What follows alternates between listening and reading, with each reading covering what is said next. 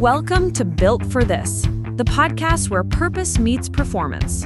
Hosted by business strategist and human behavior specialist Carly Pepin, this show dives into the real stories behind high-growth businesses. Let's bring life to your vision.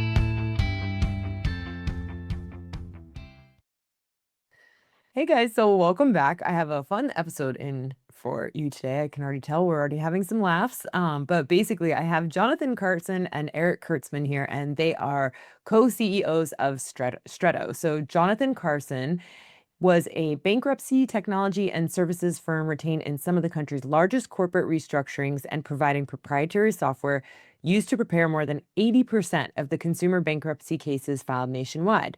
He is an adjunct professor at the University of Michigan Law School and is frequently called upon by the media to share his entrepreneurial and bankruptcy expertise.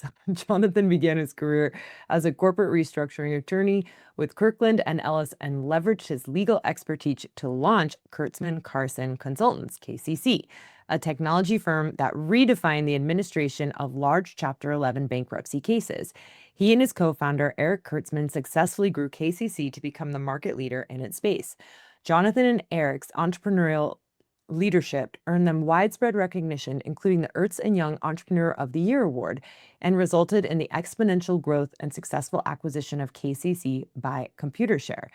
Eric Kurtzman, as co-CEO, he directs the growth and expansion strategy for Stretto. Respected as revolutionary in the bankruptcy industry, he has over 20 years of expertise supporting the development of his long-term vision for the company. Drawing on his unique insight and expertise as a former bankruptcy attorney and award-winning entrepreneur, Eric works with the Chief Integration Officer to conduct risk analysis, evaluate investment potential, and provide guidance to the board directors on investment risk and return. Along with Stretto's Chief Operating Officer, he outlines financial, service, and development objectives for each business division and establishes metrics to ensure targeted performance goals across multiple service lines are not just met but exceeded. In leading the company's executive management team, Eric is responsible for strengthening the vitality and sustainability of Stretto as a leading bankruptcy technology and services provider. So welcome to both of you guys. Thanks for coming. Thank you. Thank you for having us. Yeah. Okay. So both you guys were bankruptcy lawyers before any of this. What were you seeing inside that world that made you see this opportunity on the table? I'll go ahead and launch in. So I would say it's important to note that neither of us really wanted to be bankruptcy lawyers. Neither of us wanted to be lawyers. I'll go in just 60 seconds on lawyers in general. Sorry about the dogs in the background. Perfect timing. So I think two different groups of kids go to law school. There's a group that, or two different groups of kids graduate from college. There's a group of kids who know exactly what they want to do and they go do it. And it's like they want to open up an apple orchard, or they want to go work at Susie's bakery shop, or go take an internship at Goldman Sachs, or whatever it is. They want to go do what they see as the right thing. And then you get a second group, just as smart, just as motivated, but they don't really know what they want to do. So they go to law school. Because law school is never going to be the wrong thing, right? So you get these two groups of kids, one that wants to do the right thing and one that doesn't want to do the wrong thing. And that might sound like it has the same result, but it really doesn't. And I definitely fell into the group of not wanting to do the wrong thing. I went to law school. I was there. I was miserable with it. I didn't want to be a lawyer. I went to business school. I always wanted to be in business, not really law. I did corporate bankruptcy law as the best area of law I could manage. But I was always kind of looking for something more entrepreneurial. And I met Jonathan in, I think, 1998 or 9. We were working on a case together, and the case was just miserable. And the claims agent engaged in the case was miserable to work with and made our lives harder. Um, and Jonathan is definitely our outward partner. He's the one who does all the business development, all the marketing, all the PR. And he was the one who reached out to me when he was in Los Angeles at a friend's house and said, "Hey, let's have a beer." And that kind of started this long story that's now gone 27, 28 years, that started with a beer and us talking about how we really wanted to do something else. And then we started to look at the claims agent industry, and we realized we weren't the only ones who were miserable. Everyone was miserable working with claims agents. The entire industry was ripe for disruption. It was ripe for something to come along that was just better, faster, cleaner, providing solutions that the lawyers wanted, that the clients wanted. And so we jumped in, originally planning to buy an existing claims agency, and then we realized we literally have to tear it down. So why don't we just start from scratch? And there were a lot of little things that seemed like big things at the time, like investing in blackberries. Right, it was a lot of money for a startup company back then. I think the original package was something like $2,500 for 5 blackberries, and I had massive angina over it. But Jonathan was like, "This is what the market wants," and Jonathan was right. And there were a lot of moments. I'm going a little bit off the topic there, though. But you were talking earlier about our partnership, and there were some emails about the partnership. There are a lot of moments in our partnership where one of us looked at the other and said, "I don't get it. I don't agree with you, but this is your area of the world, so I'm going to back up and let you make that decision." And it's been right 100% of the time. And that, I think the BlackBerry example is a really good one. It set us apart from all of our competitors who were not available from 6 p.m. until 8 a.m. We were the only ones available. And that makes a huge difference. Anyway, I mean, I'm the sure more John. fun example was the 180 grand I asked Eric for in year number 2 to go to watch some tennis. That was a bit ridiculous. But I think, I think we coming at it from a bit of a different perspective, Carly. I think that one of the great recipes for success in the entrepreneurial world is when problem meets solution. And I actually came into law school really wanting to be a lawyer. It wasn't until I had a course in the bankruptcy space that I realized I wanted to kind of pursue that area in particular. And when I got to the field of law, finally, I realized, yeah, it was miserable in terms of where I was sitting and what was happening day to day. I loved the game that I was playing, but I didn't love the particular sub-discipline of the practice of law. And so, but the bankruptcy space was, and everything Eric said was so true about how we kind of stumbled into this. I think he's far more entrepreneurial by nature than I ever have been, but that's why kind of the combination, sometimes you need both to kind of really kind of move forward. But yeah. That's awesome. Yeah, thank you guys. I'm curious as well. So when you think about the split of the CEO role, was that something that sort of naturally developed over time, or immediately did you guys just know like you're good at this, you're good at this, let's just have you guys manage these sectors? I think I'll start with just kind of and then Eric can go into the spouse analogy, which I think is great because it's so true. Look, when we got into this, we knew nothing about nothing. Like we were young kids that were kind of this. We had a great opportunity. We had a solution for a problem, but we needed to figure out how to like run a business, right? So that was a lot of learning. And I didn't know the things I would be particularly strong at on day number one. There were things that felt more comfortable and intuitive to me in terms of parts of the business and parts that I was very much like, yeah, I don't want to do QuickBooks or anything like that. Like you do that, right? And then I think it became pretty apparent though, as we built the system of the first business where our respective strengths lied. And we just focused that time in those respective areas and had twice as much horsepower in the leadership position as a result. Yeah, I I think that's all really accurate. I'll go back to the spouse analogy that Jonathan mentioned. We really didn't know anything. We were kids, and the way it just rolled out, Jonathan started. You naturally gravitate towards the things you like, and those are the things you're good at. And we are massively different. Jonathan's really good at all the external stuff. The story I like to tell is like we can go to a dinner with a dozen people, and at the end of the dinner, Jonathan will know who's allergic to what and what golf clubs they swing and what firms they're at and what their wives' names are or their husbands' names are. And um, I won't know any of that, but I wouldn't ask Jonathan to calculate the tip. Okay, Mhm. so it really is. It's a little bit of a hyperbole, but I'm really more focused on the math, the operations, that side of the business, and I've allowed Jonathan freedom to roam elsewhere, and he's done an amazing job with that, and he's left me alone And yet we can go back to each other and bounce questions off each other, like, what do you think of this? And it's been incredibly powerful and empowering, which I would call different things. But the spouse analogy fits really, really well. Like, I think in a good marriage, people separate, like, this is what I'm going to do, this is what you're going to do. We don't have time for both of us to do it, right? And we've really mastered that, and the ability to, like, transition projects and employees and processes from one to the other. Um, in the early years, there were ebbs and flows of the business that resulted in, for example, I might be working 98 hours a week for, 7 straight weeks, and say to Jonathan, like, I'm starting to, like, I think I'm 7 hours from a heart attack here. And I would just drop things onto Jonathan's plate. But in doing that, he would pick the things that, like, make the most sense for him to do. And that's how the natural evolution. And then he would be hyper busy. And he'd say, well, what can you take off my plate? Right. And I would say, well, why are you working on these 3 cases? Right. Let me take all the service, the client service stuff off your plate. Right.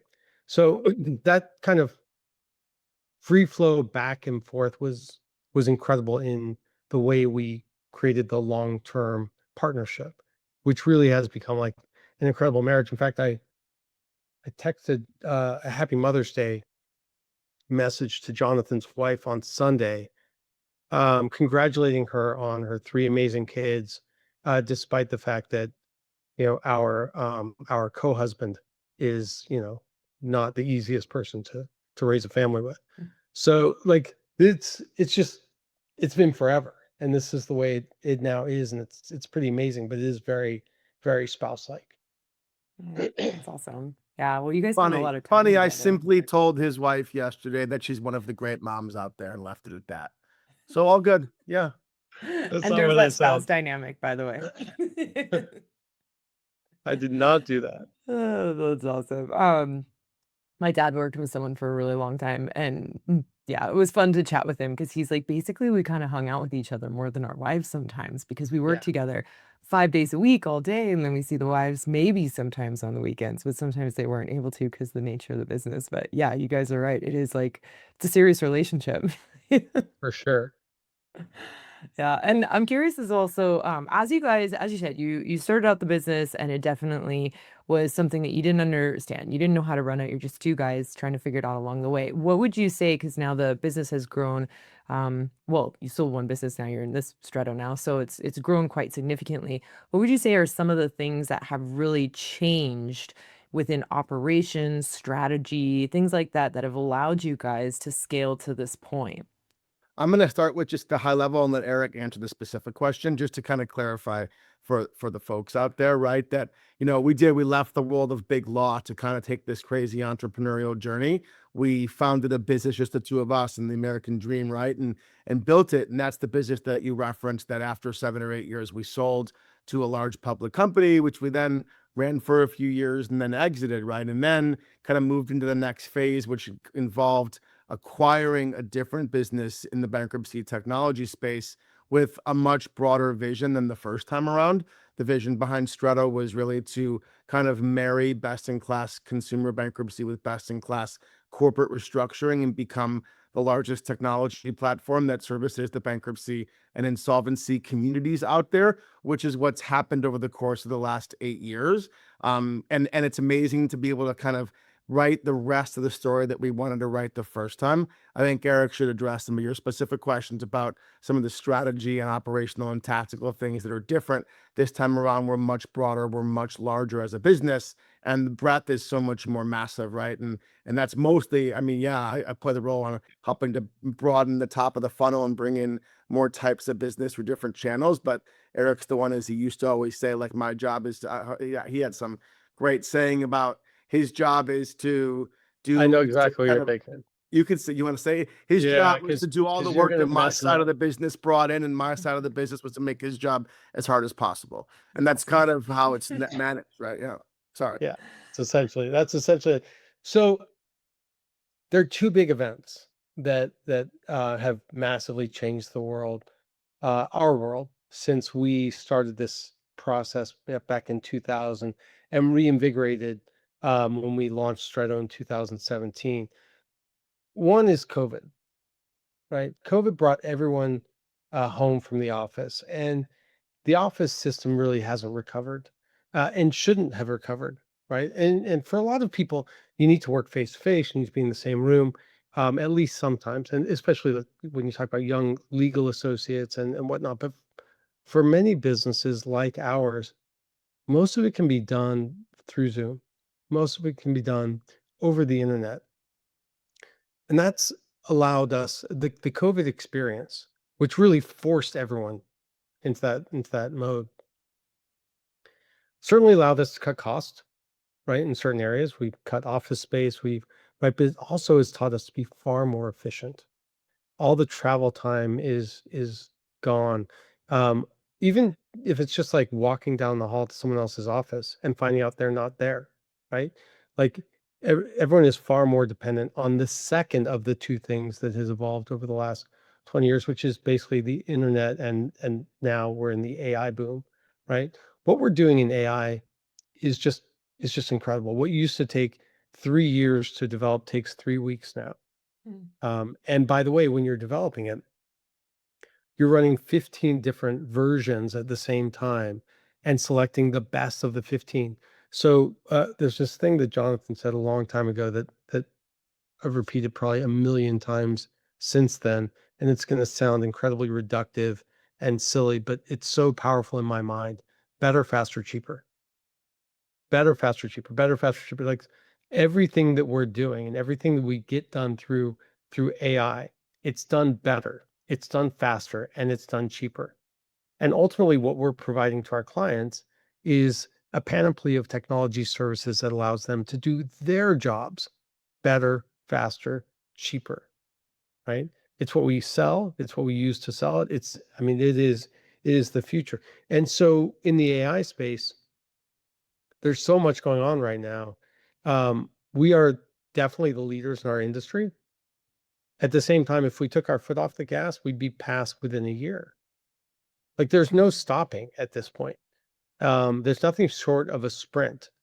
And we just got to the starting blocks before anyone else. And we're sprinting, we're spending a ton of money. We had a conversation with our board of directors a year ago. And I would say part of the beauty of our relationship for Jonathan and me, or yes, me. Sorry, we have an I versus me issue. It was me. Thank you. Uh, our board's been amazing. Our private equity backers have stayed out of our way. They've been nothing but attributive to our business process. And we sat down with them and we were like, look, AI is the future. And they said, spend as much money as you want. Do whatever you need to do to make sure you're ahead of the curve in AI. And it was enlightening and empowering to have them kind of agree with us, right? So AI is today and AI is tomorrow. And that's kind of that's everything.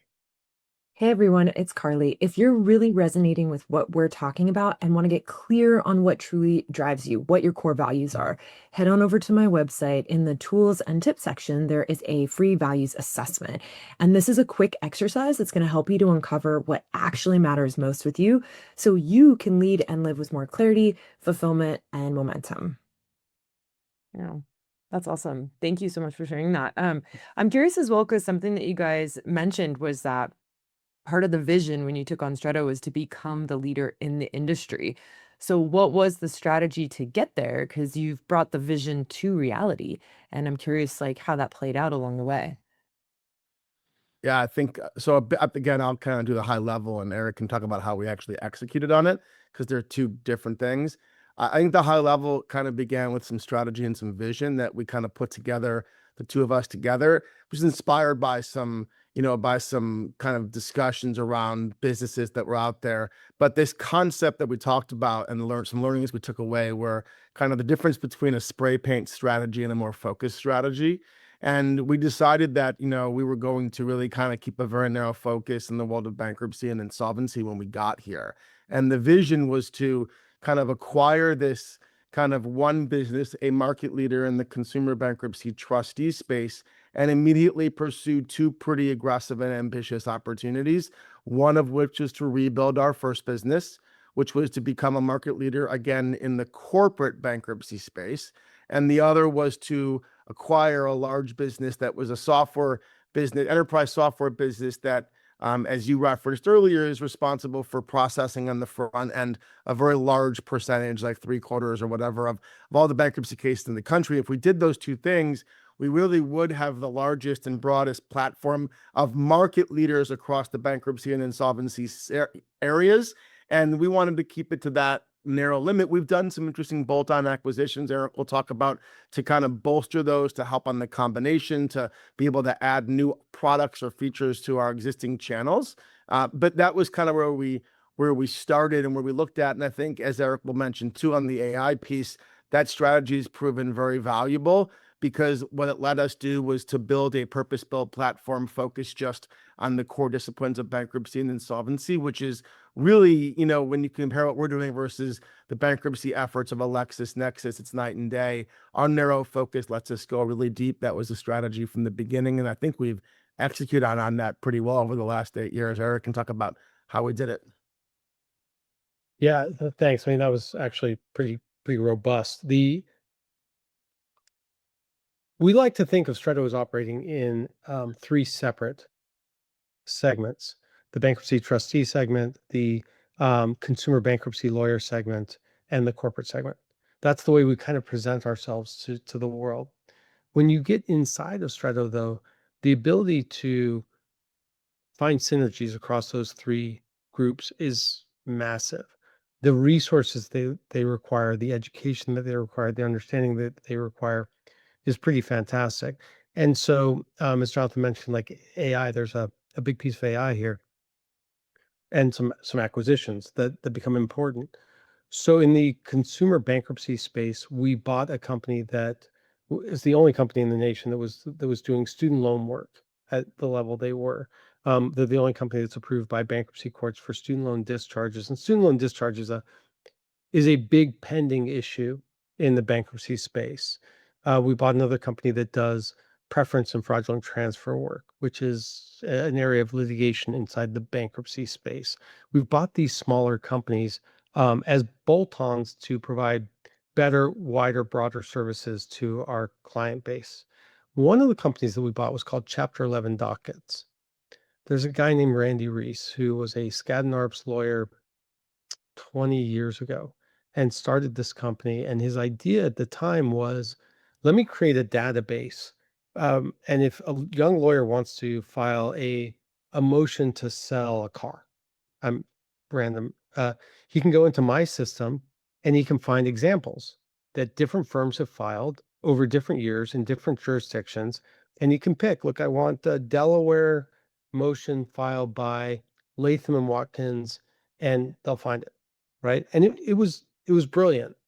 But like many of these shops, really smart guy, really great idea, lacks capital, and therefore lacks market access at the level that we have it, and doesn't have the name that Jonathan has created for Stretto. So hard for him to go out and convince people that he's going to be here in 5 years. Well, Stretto has all those things, right? So we were able to bring him on board. Now, when you add AI in, we now have a system where a lawyer, let's say a Kirkland & Ellis Chicago lawyer, wants to file a motion to sell a fleet of cars, right? They can, and they haven't filed their bankruptcy yet. They can look on our system for motions to file assets like that. They can look across the jurisdictions and see how the motions differ from one jurisdiction to the other, how the orders differ, what the judges are going to allow in one jurisdiction versus another, all using AI, and all very, very quickly. And that is something that, like, it changes the entire field of law when you're looking to kind of prep a document. And where you file a bankruptcy determines the laws that you're under. Even though federal laws covers bankruptcy, courts in different jurisdictions read those laws differently sometimes, and it can be really, really important for union contracts and for other like contracts you might want to breach and asset sales and whatnot. So the ability to go on and find the right jurisdiction and the right judge, right? Because some jurisdictions only have 1 or 2 judges, and is incredibly powerful. Yeah, that's very cool. I'm curious too, because with these acquisitions you guys make, are you doing full integrations into Stretto, or do they run as separate companies outside of Stretto and you're overseeing them? Full integration every single time. Now, sometimes there will be an earn-out component that takes a few years, but we're really good at the. I don't pat ourselves on the back very often, and I will often say I'm the luckiest boy in the world. And I can give you 8 million examples of that if you'd like.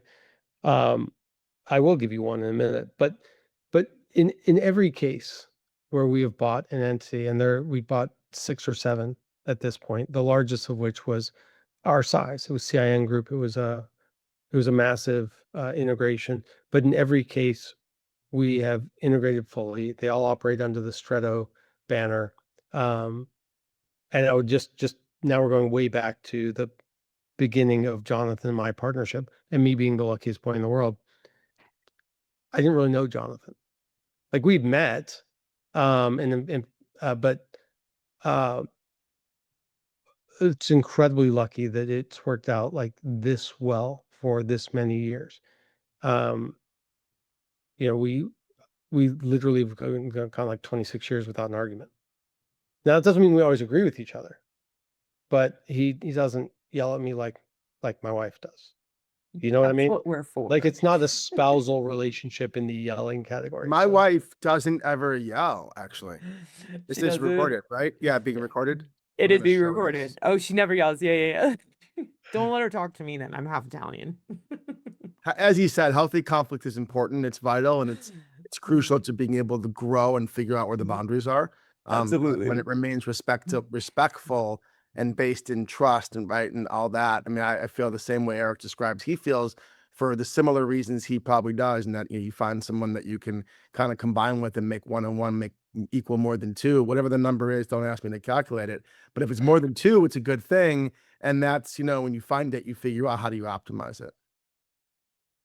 I love it. Absolutely.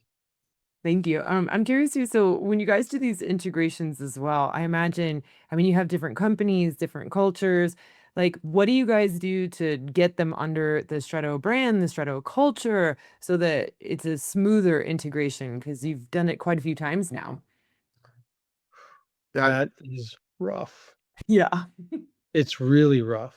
I mean, um, you're asking the question, it's rough, but for anyone who's out there listening to this, we had an office in Dayton, Ohio, an office in New York City, and an office in Orange County.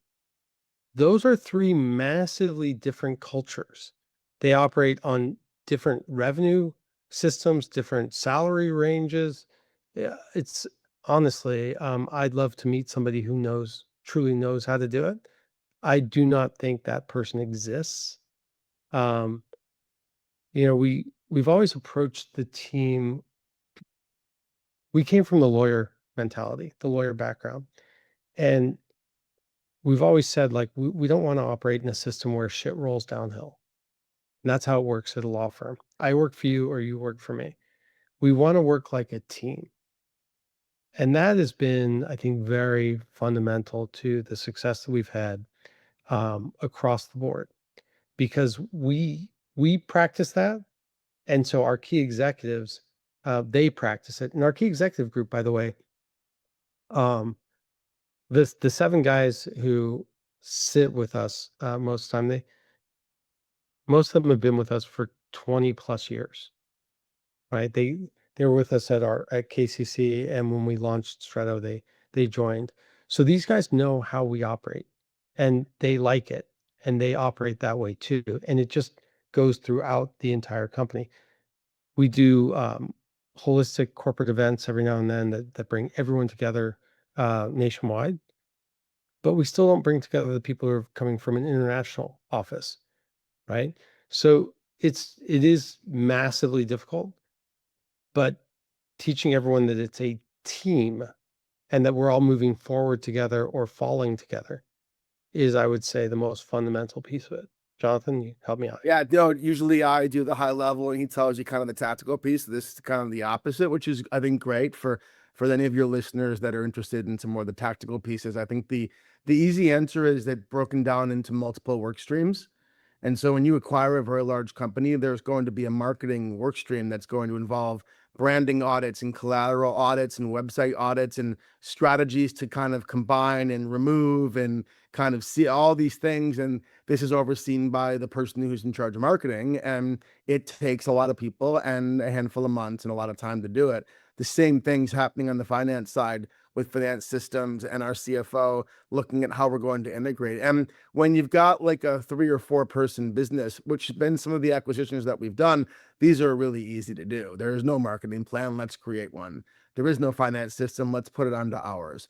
But when you buy a large business like we did with Best Case, you have to really separate them into work streams and make sure each piece goes through its own kind of integration process. And it can take a long time. And as Eric mentioned, it can be pretty brutal because you find things you don't understand and there's history and people don't know things are gone and where do we find it. And so you get good executives that understand how to really go through and look at that stuff is the key. Yeah, I love that. Thank you. Appreciate that. Did you have something else, Eric? No, when Jonathan said you find things you weren't expecting, like there's always wombats in the closet, and there's always hidden closets. You know, there's reasons why people are selling for the price they're selling for, and they know more about the company than you do. So, so having the right team to kind of find and kill the wombats, or move the wombat to some kind of wombat reserve, that's important. And it's also important on the acquirer's side to appropriately incentivize and manage the talent that you're acquiring, because if you don't, then you run the risk that kind of they're gone and performance that they promised might not deliver. And so tying them to those results is super important to ensuring that integration remains on track because everyone's rowing in the same direction. Yeah, you'd be amazed when you're talking with someone about their company, the projections that they make. This is going to happen. This is going to great. So when that happens, you'll get paid. Oh wait, but I don't want to. I'm not saying it will definitely happen. Oh what? Like it's fascinating how the tune changes. But we like to go in and let people make all the promises in the world and then hold them to them. And it's been remarkably well for us. And then if they don't quite get there, it gives us the opportunity to go to them and look like the good guys and say, look, we know you're trying really hard. We're going to give you another 2 years or whatever. Um, we've we've we've played that game incredibly well. We've had some assistance from our PE backing firm. At some point, they've been there every time we've asked them to be there. But that's just the space again. This is the area I pat myself on the back. We've also lived the other side of the evil necessity of earnouts. When you do that, you have a new appreciation for some of those nuances, and it's like it's an evil necessity when you acquire a team with very strong talent. Which what business that is worth acquiring doesn't have strong talent at the top, and when you do, unless you're purely buying widgets, which most people are not, you have to manage that process, and it can be really hard. Hey everyone, it's Carly. So if this conversation is really hitting home and you want to get a real snapshot of what's working and what's not in your business, head on over to my website in the tools and tips section and you can have the business performance health check. In just about 15 minutes, you're going to see where the friction is and where your next growth opportunity lies within your company. I'm curious as well, because when you say it's like the incentivization, and what are some of the other ways that you're ensuring that you're not losing that important talent as the company transfers into Stretto? So the smaller companies that we've purchased, we've built for them an earnout that essentially says you're not getting paid today. You're getting a job today, and if we hit these numbers, you get paid. And those earnouts will be 2 to 3 years long. So we have 2 to 3 years to basically absorb the intelligence that we could lose. Um, but also during that 2 to 3 years, those people they're not prepping something else. They've literally become employees by the end of that, and they're getting a big bonus, right? So that's been very successful for us. The one very large transaction we did of CIM, we lost the CEO that was there before we purchased it, but let's just say that no one viewed that as a loss. I'm going to say for the founder-led businesses that we've acquired, this is absolutely part of Eric's genius. And I do think it's because partly he was on the other side and knowing what it's like to live in an earnout dynamic that can be uncertain and difficult and speculative, right? And I think that situations now he looks at and is able to kind of identify the incentives that might be relevant and meaningful to the talent and make sure that, he puts them out there in a way that makes them seem achievable and attainable. And also, I don't want to use the word flexible, but I think the people know they can work with Eric as long as the intentions are right and we're moving forward. And that's important because I think that goes to in kind of how you earn the trust and respect of the executives that run other businesses that report all the way up to what we do. And I would say that the executives and the founders that led each of those businesses have a super high level of respect and admiration for Eric and how that process went. So one thing, thank you, Jonathan. One thing I would add, if you were to study this in a classroom, there's a piece that you would massively miss, which is take DMM, the student loan platform we purchased. 2 guys running it. They had, I think, 4 guys working for them, a couple independent contractors. They're doing this for 15 years. They're like struggling to make it work. They know they have the right product, but they just can't get it into the market. They don't have access to, the 96 bankruptcy court systems. They don't have capital. They don't have the marketing. They're in love with their product. This is their baby. They've been raising it for 15 years and they're exhausted. And then we come along and we say, we'll help you raise your baby, right? If you were reading about this in a business school class, it would be about, well, what was their EBITDA last year and what kind of multiple does this industry get and how many years do you want to tie them on? It's not that. There's an emotional piece to this that gets to the EQ, not the IQ, which is how badly do you want to look back in 5 years and see 91 of the 96 courts using your system, right? So when your son is 16 years old and starts asking you about entrepreneurialism, you can talk to him about how you succeeded instead of why you're still struggling to get this into the 3rd court. That element is way undersold and it's massive. And we give people an ability to reach what is truly their dream because so much of it is not about money. We talk about money like money because we're idiots. Like we as human beings, let me back up for a second. We are buffoons. We think someone is successful because they've made money or unsuccessful because they haven't made money. If you ask someone if they're successful, what does success mean to you? There's an infinite versions of wealth. And it's up to each of us to decide what wealth means to us and what we're willing to sacrifice to reach that wealth. And wealth might be, I want to have 5 kids who love and adore me. Wealth might be, I want my wife to love me and adore me, right? Wealth might be, I want to be a billionaire. I don't know. But I feel like for most people, whether they make, X amount or Y amount is less relevant to the other thing. But we as buffoon idiots, you go to the common denominator because we have no other metric. I can't measure how much your children mean to you, right? So we go to money. And so our school books go to money. And it's a mistake, right? The people who sell us their companies, I mean, money is obviously a factor and it's important, but what they're looking for, the wealth to them is being able to sit down at the Thanksgiving table and tell their mom how wonderful their company is doing. Their mom doesn't care if they made $800,000 last year or $212,000 last year, right? That's not something they talk about. They talk about how well the company's doing, right? That's what we engage them with. That's what we allow them to do. And by the way, when it succeeds, they'll make money too. But the money's not what they're truly interested in, even if it's what we're talking about. And a big part of that desire and kind of to find that level of success when it comes to corporate health, that kind of relates back to, I think, the culture that we built from the preliminary vision of let's build the technology leader in bankruptcy and insolvency. And people want to affiliate with leaders.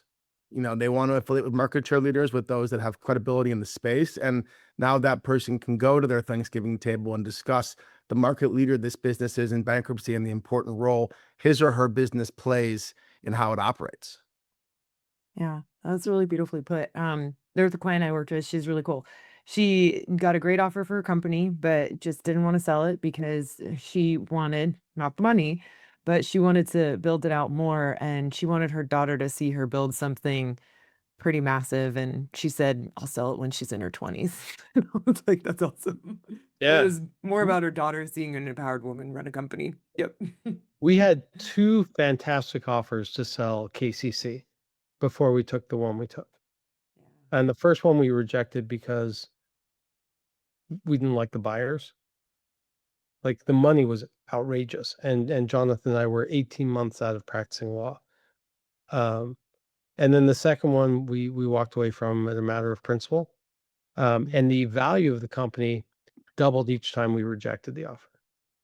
I was So just thinking as you were talking before, she was talking before, I was thinking to myself, there's no doubt next spring, there was a case written about that whole situation, Carly, and I teach that every year at USC. And I used to sit in the back and like wait for the last 15 minutes, then come and discuss what happened. And now for the last 2 years, they just have me teaching the whole session.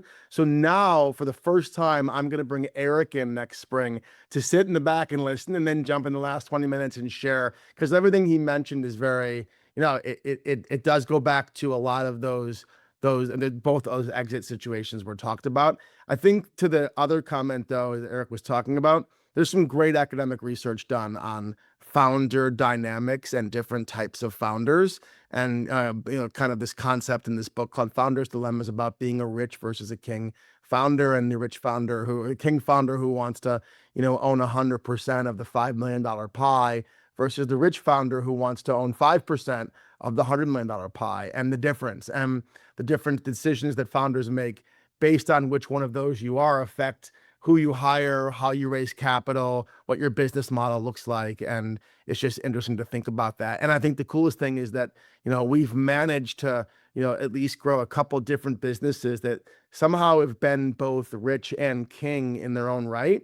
And I don't know how. Maybe one day we'll think about how and what that means, but it seems like we've been able to kind of broaden, especially this going from no outside capital to this time working with a private equity sponsor. This business today is much larger than the business we first ran ever got to. But at the same time, I feel like we've maintained a king dynamic, and not by commanding control, but almost by kind of building a really, really extraordinary executive team that our sponsor has left us in the position to keep driving like that, which kind of feels good. I think that'll be important as we think about, what the business looks like in the future. I'll just make one comment. Again, I'm the luckiest boy in the world. When we launched KCC, we were both rich and king. We had really no outside capital and did 1,000x. With Stretto, we were very fortunate to have an amazing private equity group behind us. And these guys really, like I said before, they've done nothing but be accretive, and they haven't gotten in our way. And that's allowed us to remain kings in a company where, we own a minority piece, right? Mhm. So it's, I would put that at Stone Point's feet, right? And certainly we've allowed them to do that by being competent and by having a superstar executive team. But It's super interesting because there's a whole discussion in the case about, and then with students about, the fact that we didn't have a board of directors. I shouldn't say that. Of course, we had a board of directors. It was 2 people, right? It was Eric and it was me at the beginning, because we didn't have any outside. And there's a whole discussion about, like, what is a board? Why do you have a board? What's a board's job is to protect shareholders, right? And you have a whole list of people who think we were idiots for not having a board, and you ask them why. Oh, because they could have given oversight. Oh, because they could have given advice and guidance on key issues. Oh, because they could have questioned. And I'm like, all right, so the 2 of us as entrepreneurs that left big law, we think we wanted a babysitter? Like, no, that's not how it works. And when I said we had a board, and our board meeting happened once a year, and it was in Las Vegas. and it had a 10-page single-spaced agenda, and it took us 3 days to get through, and we discussed the entirety of the business, and there was probably drinking and other gambling or whatever that went into that, right? And it was super effective. But then we transitioned at the end of the discussion into where we are today, which is kind of like a B case. And we talk about how we have a private equity firm. And I asked the whole students, what do I have now? Right. And I have a board. But as Eric said, these people they've been great. And I think it's because there's a mutual level of respect and credibility and trust. We've asked for big dollars to go spend and build. And they've every time acquiesced and supported. And it's every time produced returns. And so maybe that's why, but it's been collaborative, and it feels like there's more horsepower because we can put more fuel into it. And that's just maybe we're also more mature as leaders and they've been doing it for a long time. So I don't know. Some things don't mature. So I will tell you that the board of directors meeting in Vegas that Jonathan mentioned, I think it's worth a minute. It started in 2001 in December. I think we met at the Georgian in Santa Monica, and I don't think we slept for like 36 hours, and we would just drink and eat, and then we'd say, well, let's take a walk down to the Santa Monica Promenade and shoot pool, and we would think of topics that we could go over while we were walking and while we were shooting pool, and we kept it was engaged and it was energizing and it was constant. And at the end of that 36 hours, when we were 95% blood alcohol at that point, or alcohol blood, by that point we had gone over, because we only had a dozen people at the company for our first, we'd gone through each person, we'd evaluated each person. And at that point we evaluated each other. And it was nothing held back. Like, here are things I need you to do that you're not doing. Here are things you're doing that drive me bananas. Please stop. And here are things that I love that you're doing. Please do more of this. And by that juncture, we were so intoxicated that it was really easy to hear. And then we absorb it later, and honestly, it was the best version of constructive criticism I've ever experienced in my life in either direction. And in the 25 years that follow, I think we've done it every single year, even in the years between selling KCC and starting Stretto. When we didn't have a business, we still did it.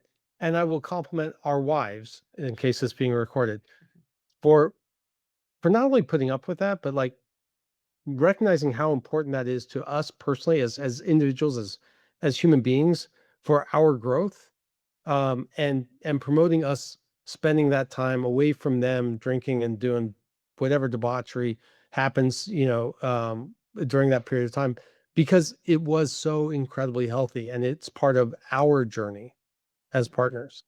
Yeah, so that's advice I would give to young entrepreneurs, is to find that partner.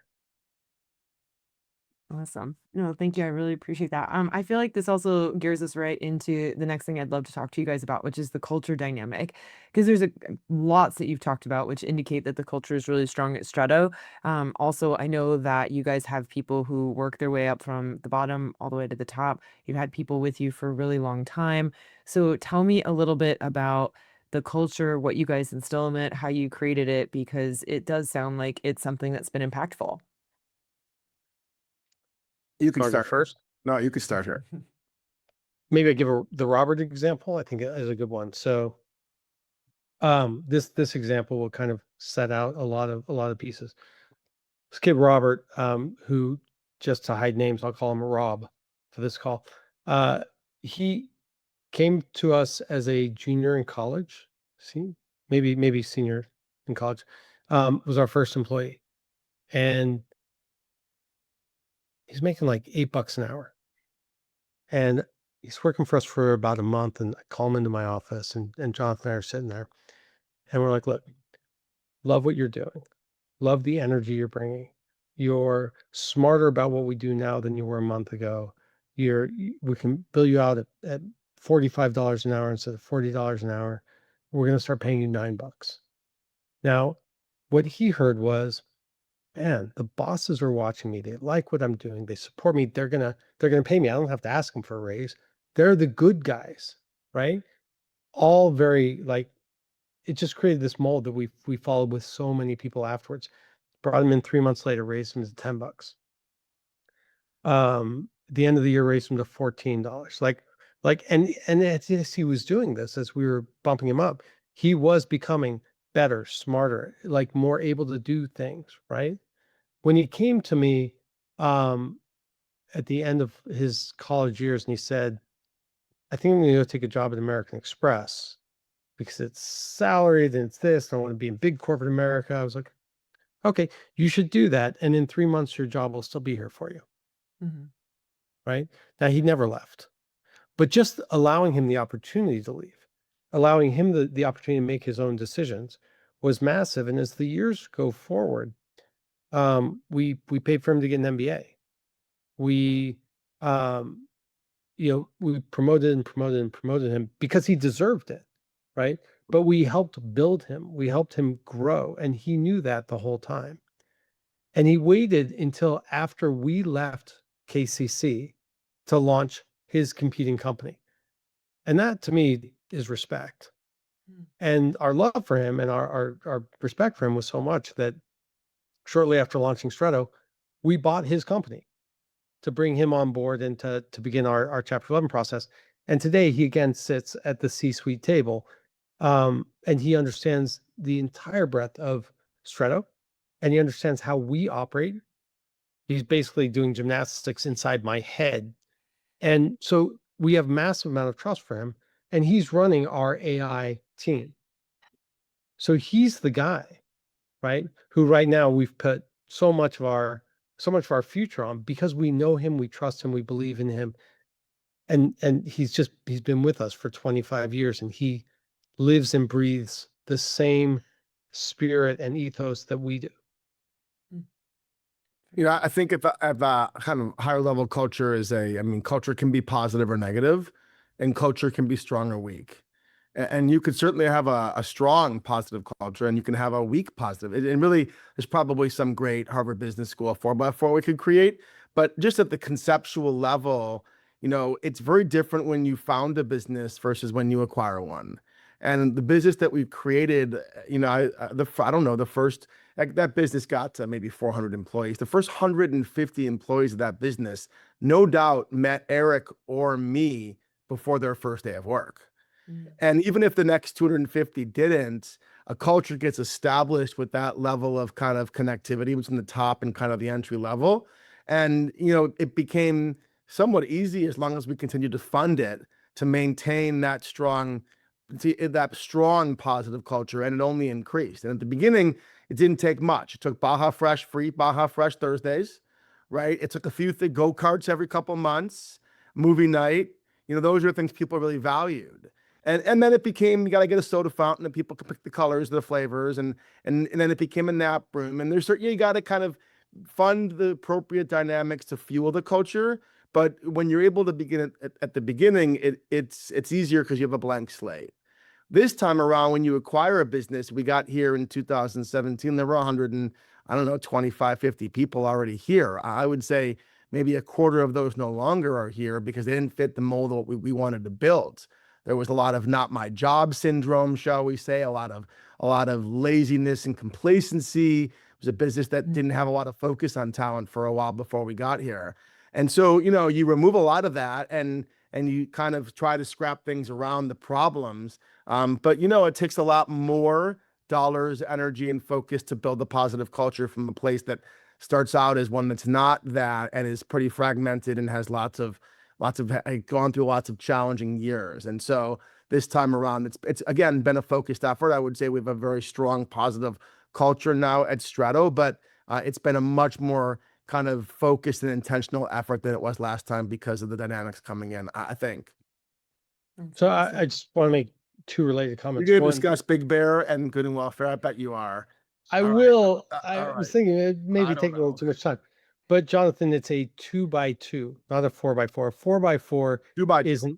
is an In-N-Out burger with 4 pieces of beef and 4 slices of cheese. We did bring the In-N-Out We did bring the In-N-Out truck to the office every year for Jonathan's birthday. Jonathan would show up in spandex sometimes. We did a lot of fun stuff. April Fools was crazy fun. Um, I mean, I remember my picture on urinal cakes one year. It was like there was all kinds of like terrible things. Like we had a bring your own toilet paper sign that went up on the bathroom wall, like due to budget cuts, toilet paper's been cut, bring your own toilet. Like just it was really fun. Like we had fun. We built a family. And we took everybody to Big Bear once a year. It started out, it was like 30 people. By the end, it was like 80 or 90. And if you show up to a Big Bear bar where it's cash only and it's $1.50 for a beer, and you've given 10 of your people $1,000 in cash, like it becomes crazy. Now in today's world with the liability that exists, you can't really do what we did back then. But we were kids, and like Jonathan said at the start of this, we were naive. We knew nothing about nothing.